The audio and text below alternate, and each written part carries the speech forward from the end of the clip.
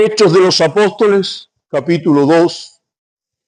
Solo quiero que leamos el verso 47. Como decía mi profesor en el seminario, lectura corta, sermón largo.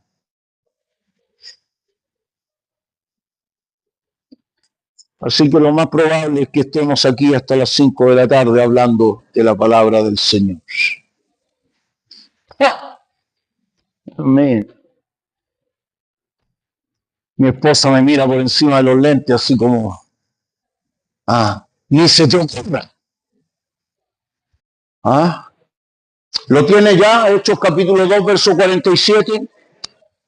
Alabando a Dios y teniendo favor con todo el pueblo, y el Señor añadía cada día a la iglesia los que habían de ser salvos. Oramos al Señor. Padre, gracias por tu palabra. Gracias te damos, Señor, esta mañana por encontrarnos aquí, por tener la oportunidad de escuchar lo que tú quieres hablar en nuestra vida. Te pido me auxilies, Señor, con la ayuda del Espíritu Santo. Siempre, Señor, que estoy preparando el sermón para tu iglesia, confieso que soy solo un vaso de barro, con tremendas limitaciones. Por eso te pido que me ayudes, Señor, para comunicar tu palabra. Solo la presencia de tu Espíritu puede ministrar a la necesidad de cada uno de nosotros. Y eso te pedimos esta mañana, en el nombre de Jesús. Amén, amén.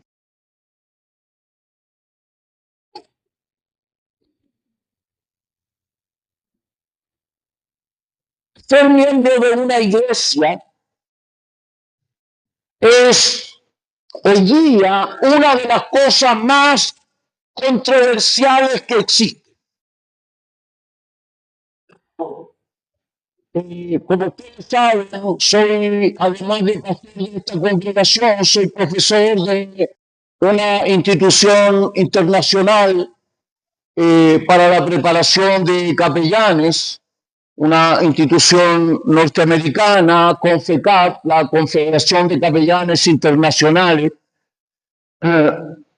y trato con muchos alumnos, mucha gente, y como es internacional, he tenido que escuchar el testimonio de personas de muchas partes del mundo, hablando acerca de la iglesia, acerca de sus condiciones como parte de la iglesia. Y hay algo que me ha sorprendido en estos diálogos, y es que mucha gente está en la iglesia sin comprender, no han comprendido nunca lo que significa ser un miembro en plena comunión. Y no quiero ir tan lejos.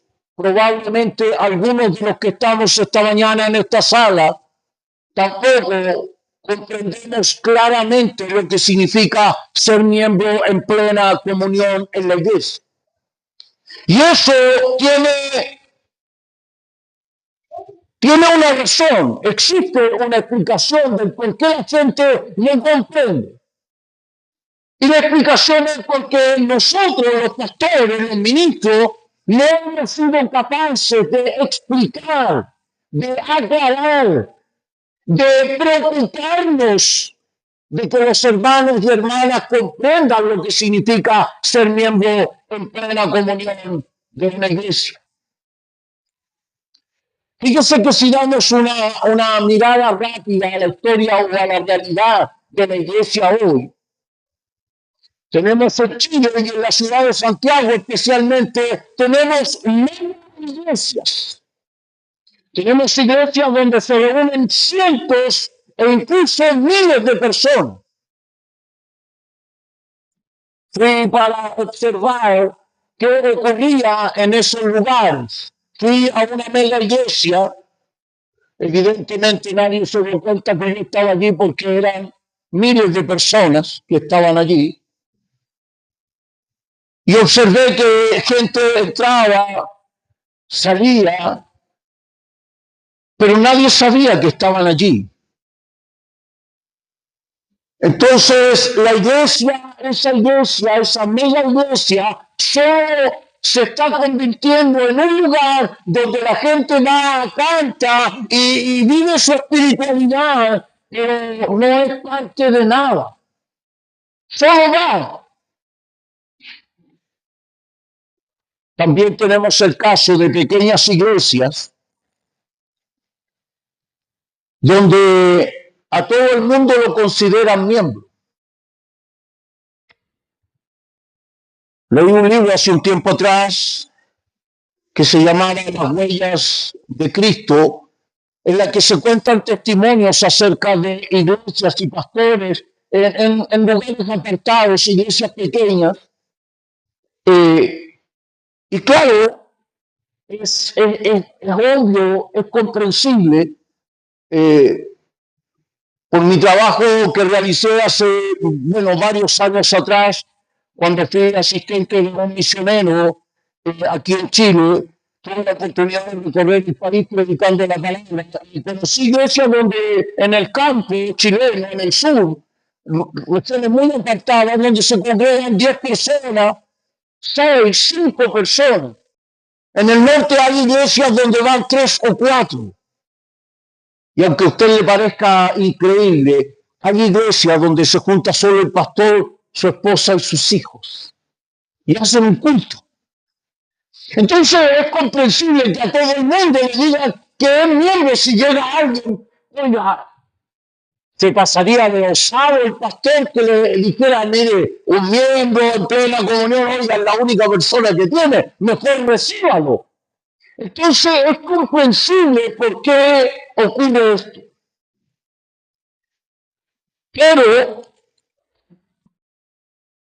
la Biblia, la palabra de Dios, nos enseña que no todas las personas que vienen a una iglesia, no todas las personas que cantan, que adoran y que participan de la reunión, son miembros en plena comunión de la iglesia. Mire, no quiero que se confunda. Eso no significa que usted no sea salvo. Si usted recibió a Cristo en su corazón, si usted cree en Jesucristo, es salvo. Porque ser miembro de una iglesia no salva. ¿Me oyó bien? Ser miembro de una iglesia no salva. Pero ser salvo y no ser miembro de una iglesia es más que peligroso. Es inadecuado. Es impropio. Es ir en contra de la palabra de Dios.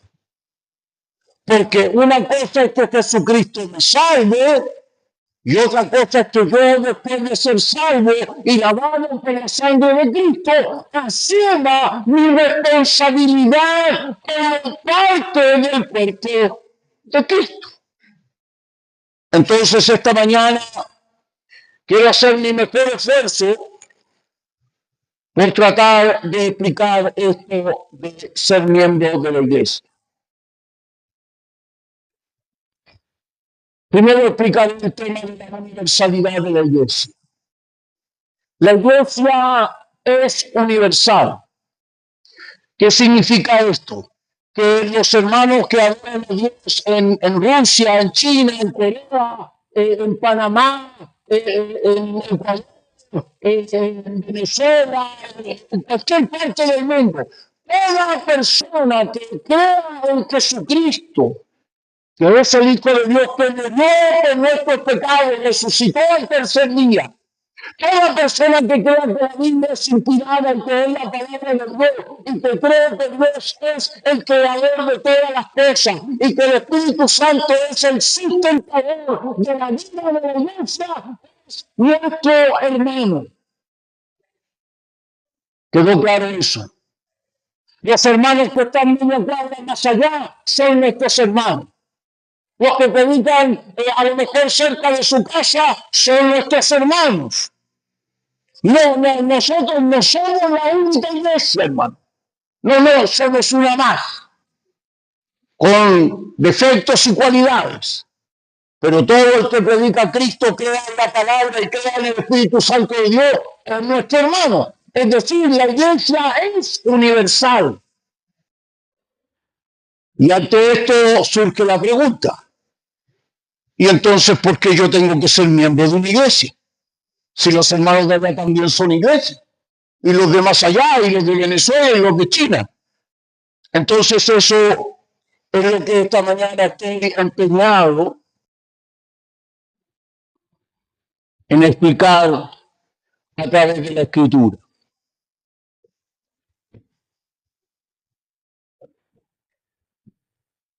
La Biblia, lo primero que nos enseña aquí en el texto que hemos leído, que es el Señor el que añade a las personas a su iglesia. Entonces el primer principio es que una persona necesita reconocer, entender, aceptar a cabalidad, usar su intelecto, su razón para comprender la importancia del sacrificio de Cristo como único medio de salvación. Eso es fundamental. Entonces, lo primero que vamos a aclarar es ¿qué es la iglesia? La iglesia es el conjunto de hombres y mujeres redimidos, lavados por la sangre de Cristo, a los cuales Dios, por medio de Cristo y de la acción de su Espíritu Santo, perdonado nuestros pecados y nos ha dado el derecho de ser hijos de Dios. La iglesia no es una empresa, la iglesia no es un negocio, la iglesia no es una institución cualquiera en este mundo. La iglesia es conformada por todos aquellos a los que la gracia de Dios ha llegado para salvarles. Eso es lo primero que necesitamos entender. Efesios capítulo 5, verso 25 al 27. Por favor, si pueden buscarlo aquí en su Biblia.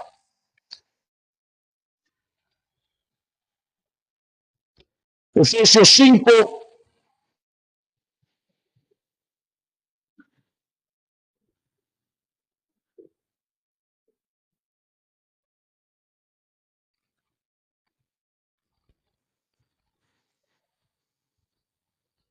¿Lo tiene ya?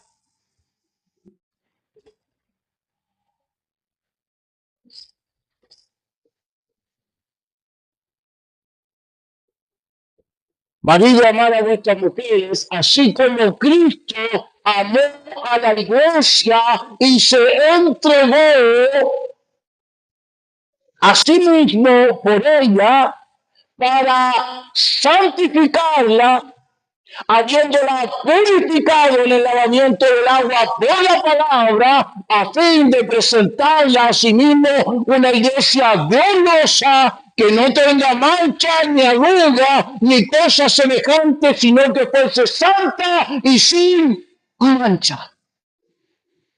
El propósito de Dios en el sacrificio de Cristo es convocarnos a todos aquellos que podamos entender que en Jesucristo hay salvación y que Él quiere hacernos personas santas para su gloria. Entonces, eso es una iglesia.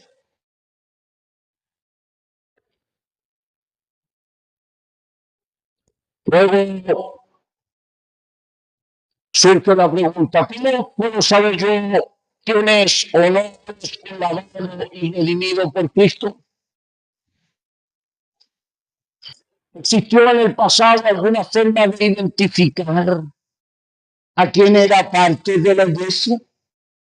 Porque claro, uno se imagina un grupo de personas que se reúnen y uno dice, bueno, ¿y cómo saber que alguien es salvo, que alguien es lavado por la sangre de Cristo, que alguien es parte de esto. Entonces, quisiera poner en contexto esta palabra, ¿cierto? Esta idea de ser una iglesia. Y para eso quisiera que volvamos al libro de Hechos, libro de los Hechos, capítulo 2,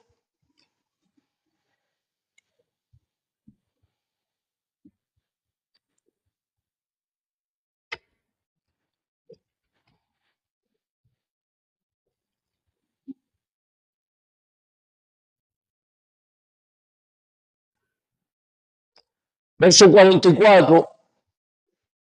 Todos los que habían creído, todos los que habían creído, todos aquellos que habían tomado la decisión de recibir este mensaje de Jesucristo como Salvador, todos ellos estaban juntos y tenían en común todas las cosas. Eran personas que estaban unánimes, juntos. Vaya al versículo 1 del capítulo 2 de Hechos, por favor. Cuando llegó el día de Pentecostés, cuando llegó el Espíritu Santo, dice que estaban todos allí unánimes y juntos. Quiero detenerme aquí para explicar estas dos palabras que cuesta cobrar el sentido, estas palabras en español, ¿cierto? Lo primero es que es un adverbio en griego que denota sentido de comunión, de estar anexado. Este adverbio es usado en griego para denotar algo que está hecho de una misma sustancia, de una misma esencia.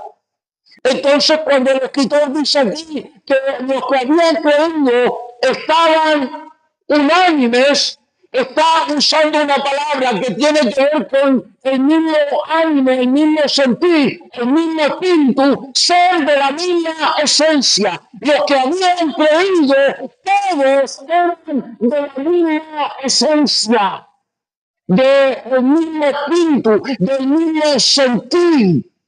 Todos estaban allí porque algo había ocurrido en su vida el día que recibieron a Jesucristo como Salvador.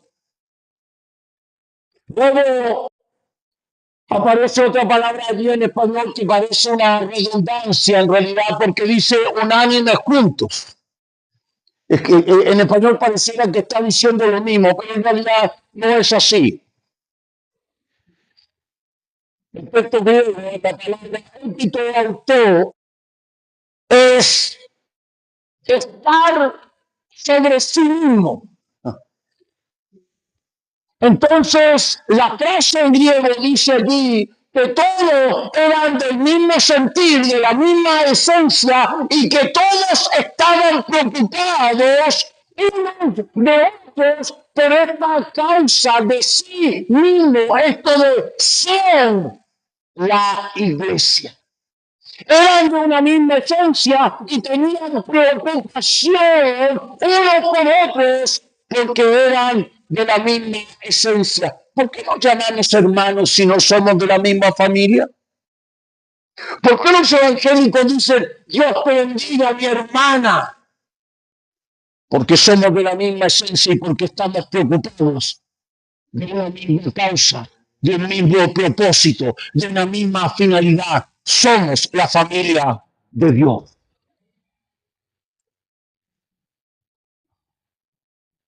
No solo estaban juntos, sino empeñados en un objetivo en común. Luego el texto que leímos, el verso 47, que es donde me quiero detener en el sermón de esta mañana, dice, y el Señor añadía 16, verbo imperfecto del modo indicativo en griego, que indica el Señor estaba, mire, es precioso el griego, hermano, es un lenguaje muy lindo. Me costó 2 años en la universidad aprenderlo, pero lo aprendí.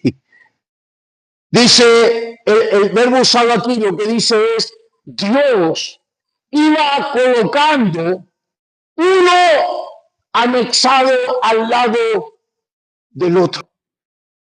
Ya explicamos lo que era estar anexado, era ser de una misma esencia y tener un mismo propósito. Y luego el escritor dice, del Señor añadía, y el Señor anexaba una persona al lado de la otra para ir formando esta iglesia.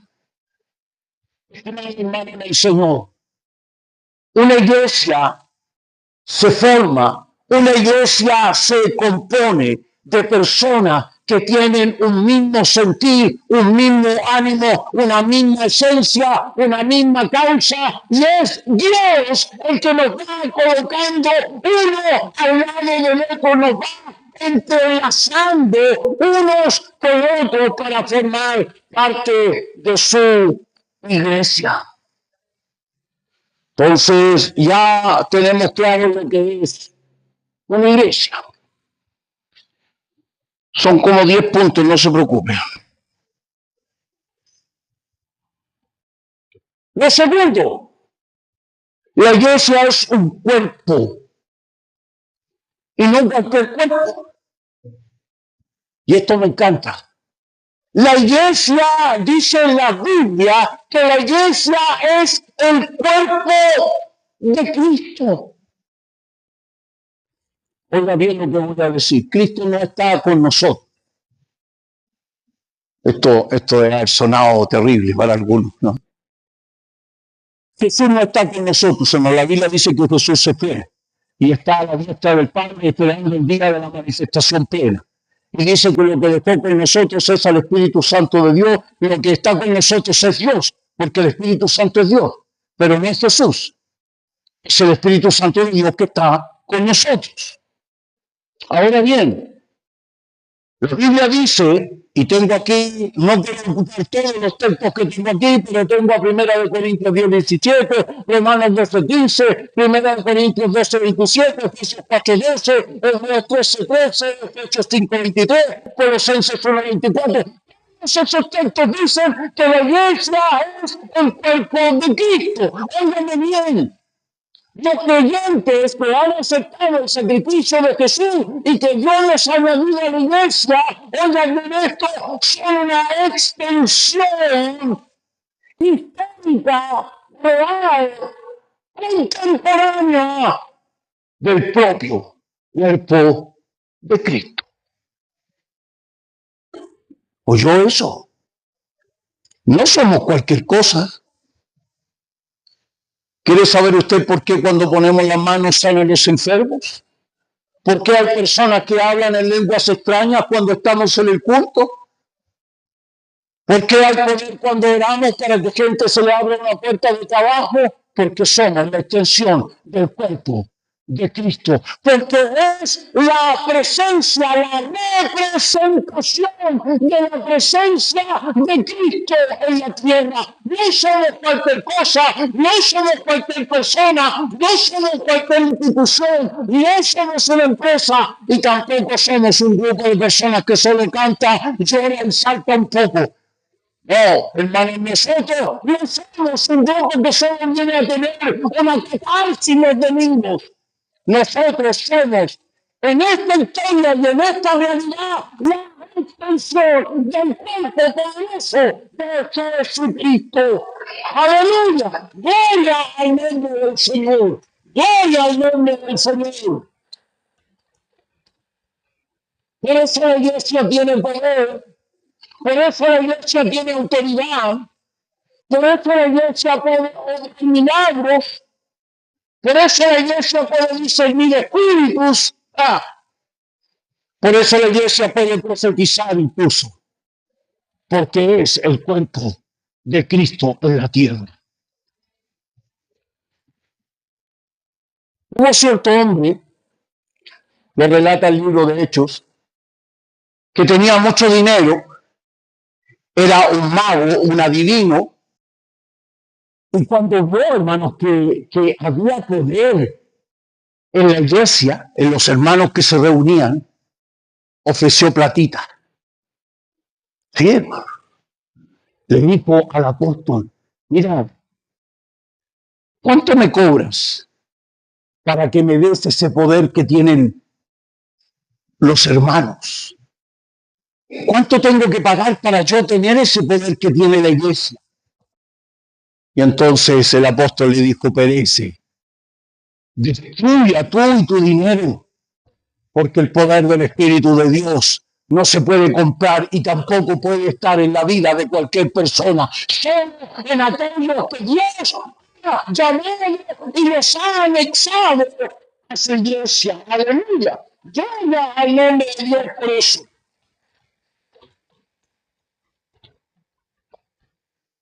Mire, quiero que vaya a Romanos capítulo 12, por favor, verso 5. Solo trataré de explicar dos textos que tienen que ver con el cuerpo de Cristo. No tengo tiempo para explicar todos los demás, pero quiero explicar solo los textos. Romanos capítulo 12, por favor, verso 5. ¿Lo tiene ya? Así nosotros, siendo muchos, somos un cuerpo en Cristo y todos miembros. ¿Qué dice? No solo somos miembros del cuerpo, sino que somos miembros los unos de los otros. O sea que hay una interdependencia entre nosotros. Mire, me quiero detener aquí un momento. No estoy de acuerdo y no comparto para nada, óigame bien, no comparto para nada la idea de que existan mega iglesias. Lo confieso como pastor, me encantaría estar predicándole a miles de personas. Pero ese no es el propósito de Dios. Lo siento, pero es que si en la iglesia, hermano, las personas que se reúnen, no se genera una interdependencia, una necesidad mutua, entonces ya no tenemos una iglesia. Entonces ya no tenemos al cuerpo de Cristo. Entonces lo que tenemos es un salón donde se hacen eventos religiosos, donde las personas van, participan y luego se van a su casa, pero no tienen ninguna preocupación. No me interesa cómo está el que está adelante, no me interesa cómo está Eliezer, no me interesa cómo está Mari, no me interesa nada. Yo voy, canto, salto y me voy para la casa. Eso no es una iglesia. Una iglesia es un grupo de personas que está interconectada, relacionada. Escuche, un grupo de personas que se necesita mutuamente. Gloria al nombre del Señor. Es verdad, en Comunidad Casa de Gracia hay personas que solo vienen una o dos veces en el mes por razones de trabajo, pero las necesitamos. Hay otros que vienen cada domingo y también los necesitamos. Yo a usted lo necesito, usted me necesita a mí. Nos necesitamos mutuamente. Eso es una iglesia. El problema no es cuánto crecemos. El problema es no perder de vista jamás que una iglesia debe estar interconectada. No solo somos miembros del cuerpo, sino miembros los unos de los otros. ¿Qué ocurriría si por accidente de pronto a usted le cortaran un brazo? Imagínese que de pronto una extremidad de su cuerpo es arrancada de manera violenta. ¿Qué siente? No quiero contarles de mi accidente, hermano, pero algunos saben que por dármelas de maestro en una oportunidad, me corté este dedo. Por eso siempre hago así, porque no puedo doblarlo, siempre está así. Sí, hermano. Con una sierra me lo corté completo, tuve que recogerlo del suelo y colocármelo ahí, antes de ir a una asistencia pública, y fue terrible. Fue una cosa espantosa, porque no me di cuenta que me lo había cortado. Entonces, cuando fui a tomar la madera que estaba cortando, no pude porque no tenía el dedo. Y entonces miré y vi que el dedo estaba en el suelo. Y casi instintivamente lo recogí, me lo puse ahí y me lo envolví. Mi esposa se está riendo ya, hermano, porque sabe de mi tragedia. Hermano, me puse el dedo al revés. De verdad. Me puse el dedo al revés, hermano, con la uña para adentro. Es que yo ni siquiera miré, hermano. Yo ni siquiera miré, yo solo lo recogí, levanté la cabeza y me puse el dedo ahí porque yo quería mirar. Es que es terrible. Sintió por un momento lo que me pasó, ¿no? Imagínense cuando alguno de ustedes desaparece.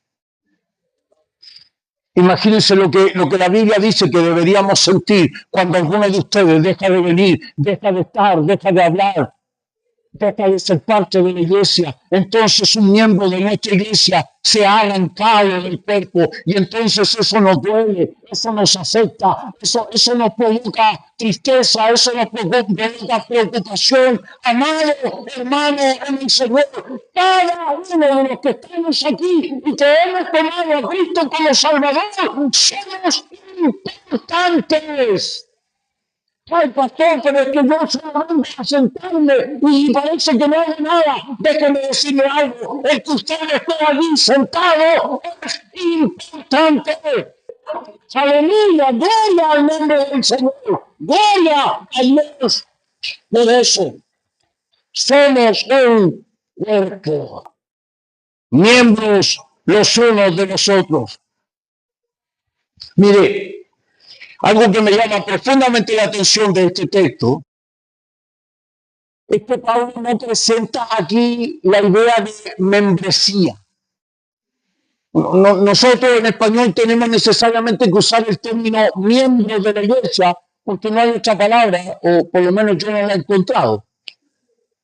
Pero Pablo no habla de miembros de la iglesia. Mire, aquí en el verso 12 me dice, ustedes tienen que ser miembros de la iglesia, hacerse miembros de... No dice eso. ¿Sabe por qué? Porque Pablo da por sentado.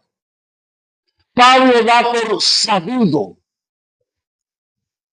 Pablo entiende que no existe otra forma de ser de la iglesia si no se es miembro. ¿Me entiende lo que digo? No solo es venir, no solo es estar, sino tomar la decisión. Es una decisión que deben tomar ustedes, hermanos. Quienes aún no son miembros de la iglesia, deben pensar esta mañana en el sermón que estoy predicando, analizarlo, pensarlo y luego tomar una decisión. Yo no puedo obligarle, pero quiero explicar por qué es importante ser miembro de la iglesia. Vean Efesios capítulo 4, por favor. Efesios capítulo 4.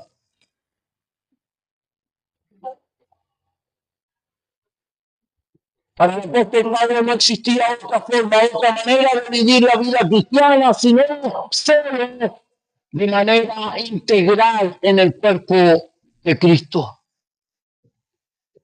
Efesios capítulo 4, verso 14 al 16.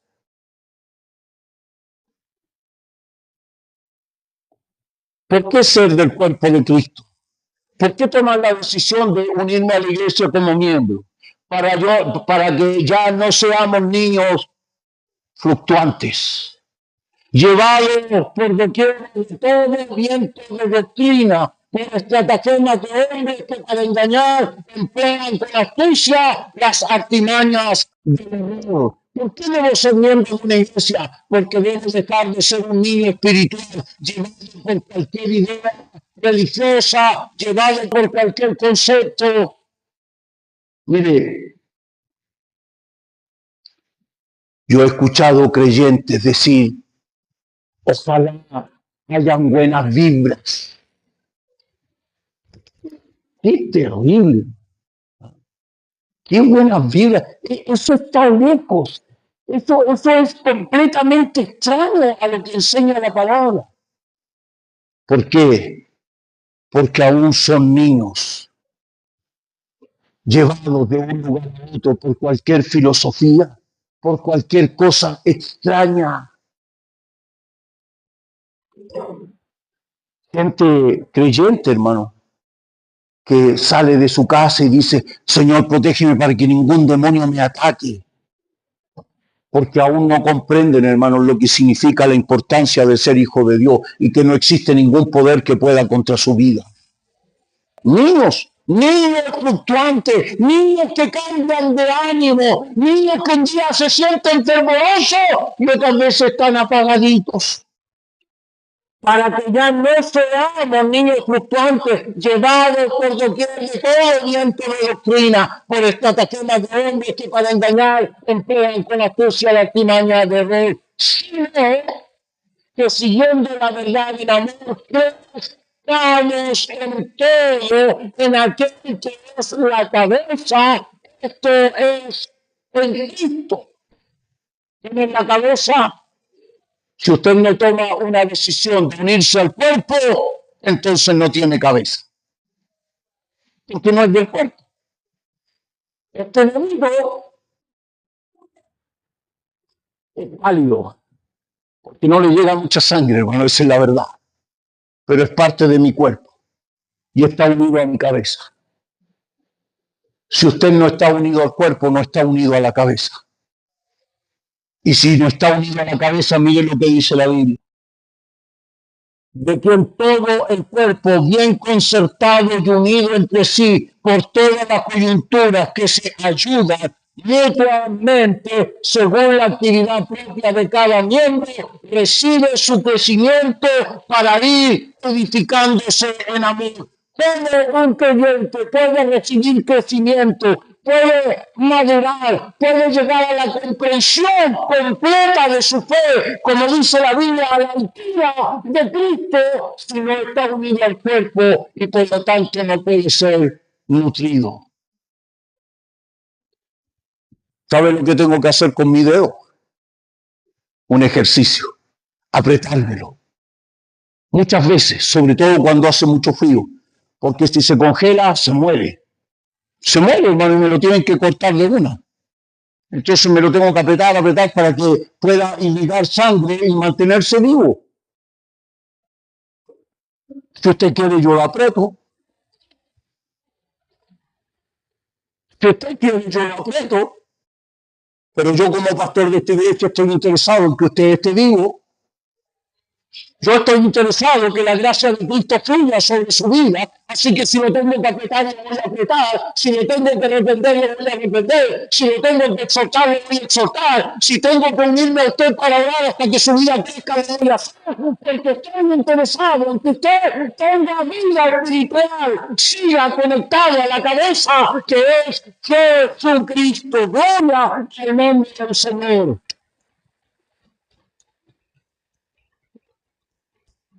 Solo quiero enfatizar esto del cuerpo, de quien todo el cuerpo bien concertado, bien agarrado y unido. Usted sabe que nosotros tenemos ligamentos, ¿no? Coyunturas. Y por eso cuando hago así el brazo no me sale lejos, hermano, ¿ah? Me tiro un pie y el pie sale por allá. No, siempre se mantiene agarradito del cuerpo porque está conectado con las ligaduras. ¿Está usted conectado con otro?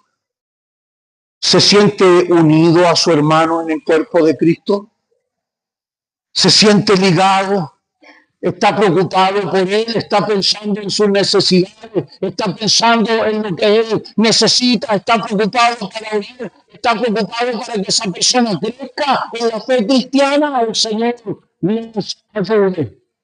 Ya entendimos entonces la importancia de ser parte del cuerpo. Número 3. ¿Por qué debo ser miembro de la iglesia? porque esa es la cuestión que nos ocupa en este sermón esta mañana. Primero quisiera solo mostrarle de manera muy rápida, que toda la Biblia, y en especial el Nuevo Testamento, está lleno de textos que hablan de que la iglesia era grupos de creyentes que se reunían en un barrio, en una ciudad, en una provincia.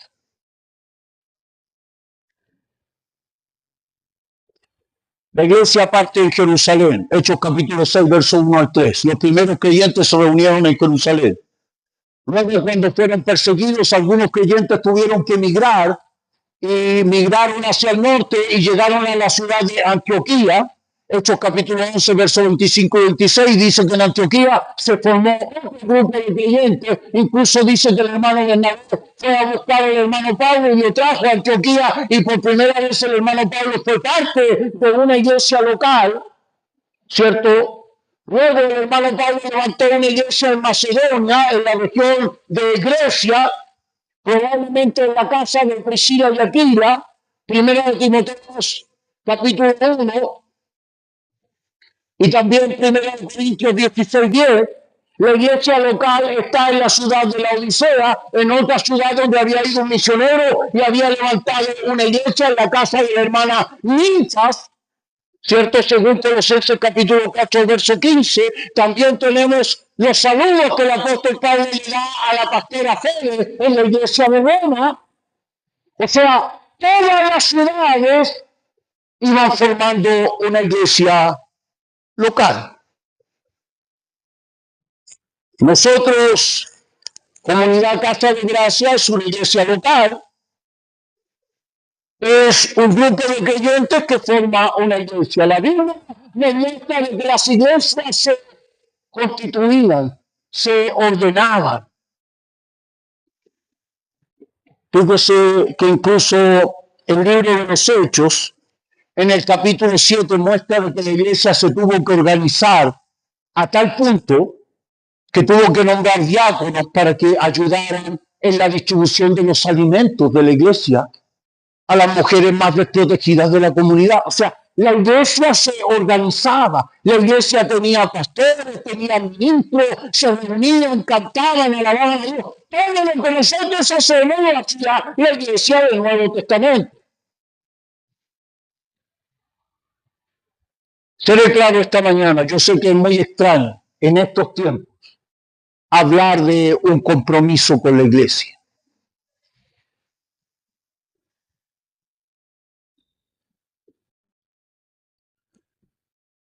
Yo sé que es curioso y quizás todavía a usted le parezca muy extraño que hablemos de un miembro en plena comunión en la iglesia.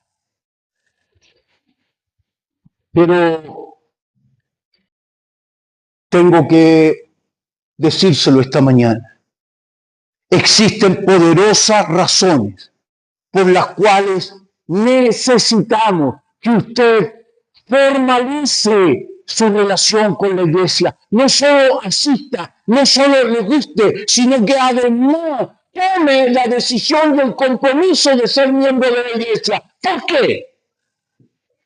Y esta es mi última idea del sermón y ya termino. Porque los pastores tenemos que dar cuentas. Oiga bien lo que digo. Porque la Biblia dice que los pastores tenemos que dar cuenta de lo que pase con su vida. ¿Oyó eso? Si alguna vez conoció una iglesia donde al pastor no le interesaba, déjeme decirle algo, eso está en contra de la palabra de Dios. En una iglesia los pastores debemos estar interesados y preocupados de lo que pasa con su vida, porque yo voy a tener que dar cuenta delante de Dios de las decisiones que usted tome. ¿Oyó eso? Soy responsable de las decisiones que usted tome, y si esas decisiones la alejan del cuerpo de Cristo, yo tendré que dar cuenta. Por eso, Primera de Pedro, capítulo 5, verso 1 al 4. Búsquelo, por favor. Me interesa que lo sepan muy bien. Necesito que se aprenda este texto, hermano. será su mejor espada cuando las cosas no anden bien en la iglesia. 5:1-4. Ruego a los ancianos, que es un sinónimo de pastor, ruego a los ancianos que estén entre vosotros, yo anciano también con ellos, es decir, Pedro está diciendo yo pastor también con ellos, primera de Pedro 5, y testigo de los padecimientos de Cristo, que soy también participante de la gloria que será revelada, apacentar o guiar la gloria de Dios, la iglesia de Dios que está entre vosotros, cuidando de ella, no por fuerza, no puede forzarlo, debe convencerlo con la palabra, aunque a veces me dan ganas de agarrarlo de una oreja, hermano, lo confieso, sino voluntariamente, no por ganancias deshonestas. Usted no está aquí para hacerme rico. Oye eso. Y por esa razón en nuestra iglesia los pastores no tenemos nada que ver con las platas. Jamás, yo no tengo idea, hermano, porque tengo un grupo que administra los dineros. Yo no me llevo dinero de la iglesia para mi casa. Yo solo fiscalizo y pido un informe una vez al año, hermanos, para saber qué está ocurriendo y para que la iglesia sepa qué está ocurriendo con los dineros. Pero yo no predico por dinero, predico para que usted crezca en el propósito de Dios. No por ganancia deshonesta, sino con ánimo pronto, no como teniendo señorío, no como si yo fuera dueño de su vida, sobre los que están a vuestro cuidado, sino siendo ejemplo a la gloria de la iglesia. Hermano en el Señor, yo tengo una responsabilidad, yo tengo que dar cuenta por usted. Por lo tanto, mi trabajo será siempre preocuparme de su vida. Primer punto. Segundo punto, porque la única forma de que usted madure es por la administración de los dones que hay en la iglesia. ¿Cómo va a crecer? ¿Cómo va a madurar? ¿Cómo va a llegar a ser una persona sólida en la fe? ¿Sabe usted por qué hay tantos creyentes que van de un lugar a otro, sus vidas son débiles? Porque las iglesias no se interesan en ayudarle a crecer, porque no están junto a usted, ayudándole en su crecimiento, en su desarrollo, en su vida espiritual. No importa, lo dejen ser, hermanito, y Dios te bendiga.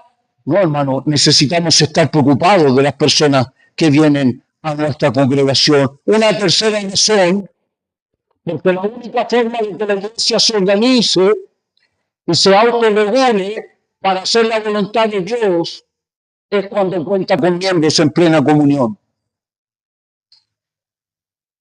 Le diré algo, o le preguntaré algo esta mañana. ¿Quién me pone freno a mí? Porque si yo soy el jefe aquí, puedo hacer lo que quiera. ¿O no, mi hermano Sebastián? Claro, ¿qué podría decir? Si el jefe del pastor hace lo que se le ocurre. No, hermano. Eso está prohibido por la Biblia. La iglesia es la autoridad que me regula a mí. ¿Sabe usted que si yo hago cosas incorrectas, cometo pecado o hago algo que atente contra la iglesia de Dios, usted como miembro en plena comunión tiene todo el derecho de exigir una reunión para decirle al pastor, váyase para su casa, usted no nos sirve? ¿Lo sabía? ¿Sabe usted cuántos pastores hoy están abusando de sus iglesias? ¿Sabe usted cuántos reportajes aparecen en televisión de iglesias donde hay pastores que están abusando de los menores de edad? Qué bueno que estamos solo los de casa, tengo que decirlo, hermano. En nuestras iglesias, lamentablemente, también hay abuso. ¿Por qué? Porque la iglesia no ha tomado su rol, porque la iglesia no ha tomado su compromiso, porque la iglesia no ha tomado su decisión de ser verdaderamente el cuerpo de Cristo y poder regular aquellas cosas que están mal. ¿Cuántos dicen amén a eso? También tenemos que ser miembros del cuerpo de Cristo, porque la iglesia tiene el deber de disciplinar. Usted tampoco puede andar como se le ocurre. Esta parte me gusta. Usted tampoco puede decidir y hacer lo que se le ocurra, porque también la iglesia y los pastores tenemos la obligación de enderezarlo. Y si usted no se endereza, lo dice la Biblia, Mateo capítulo 18, verso 15 al 17, si usted no se endereza, entonces yo delante de la iglesia lo declaro fuera del cuerpo de Cristo. Okay. Por último, porque es solo dentro de la comunión del cuerpo de Cristo que nuestras vidas se volverán vidas saludables, vidas maduras, vidas sanas, porque es solo en la comunión del cuerpo de Cristo donde vamos a encontrar una verdadera familia espiritual de nuestras vidas. Quisiera esta mañana hacerle un llamado. Vamos a esperar que se aquieten un poco las pequeñas criaturas. Quisiera esta mañana hacerle un llamado a los que están presentes aquí y que aún no son miembros en plena comunión de esta iglesia. Porque quisiera también presentarle la última y más poderosa razón por la que usted debe ser miembro de una iglesia. Porque si no es miembro en plena comunión de una iglesia, bautizado en agua y unido y presentado delante de la iglesia, usted cuando toma la cena del Señor, la toma indignamente. ¿Oyó lo que dije? ¿Entiende lo que dije? Busque 1 Corintios 11, 29, el último texto que cito, por favor. 1 Corintios 11, 29. Una razón poderosa por la que usted tiene que decidir ser miembro de una iglesia es, escuche bien lo que dice la Biblia, porque el que come y bebe indignamente sin discernir al cuerpo de Cristo. ¿Cuál es el cuerpo de Cristo? La iglesia, los miembros en plena comunión. Entonces el que come y vive indignamente, sin discernir, sin reconocer, sin aceptar, eso significa esta palabra en griego, sin ser parte del cuerpo de Cristo, juicio come y bebe para sí. Juicio de Dios. Es decir, está en completa desobediencia a lo que Dios quiere. Quisiera orar esta mañana. Pero antes de orar quisiera invitarme a hacerle un llamado a que tome una decisión esta mañana. Una decisión que llevará al crecimiento de su vida, a la relación sana con Dios y con la iglesia. Si alguien esta mañana, después de escuchar este sermón, entiende la importancia de tomar una decisión y ser miembro en plena comunión de la iglesia, quiero invitarle para que venga a presentarle delante de la iglesia y orar por usted. No necesita tener nada especial, solo haber entendido que esto de ser miembro de la iglesia es importante.